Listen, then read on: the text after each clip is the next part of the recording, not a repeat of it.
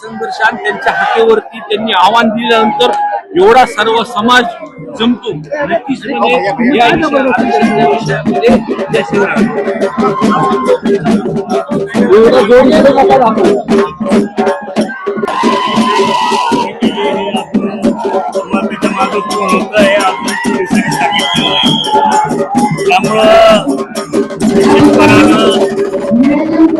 आंदोलन त्याच्यामध्ये नव्हते स्पष्ट आहे आणि हा समाजाच्या आरक्षणाचा प्रश्न आहे त्यामुळं आम्ही दादांच्या सोबत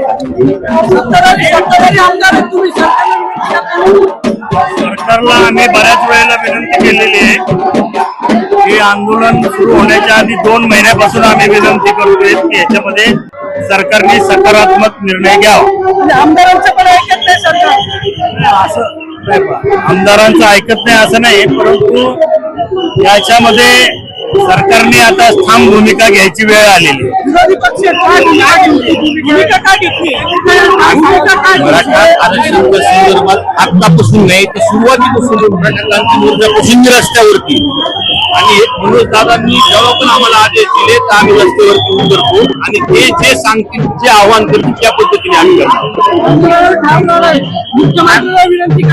हो नक्की एक विरोधी वातावरण जरी आमदार असलो तर आम्ही त्यांनाही पत्र देऊ. सर्व आमदार मिळून आम्ही जाणार आहोत.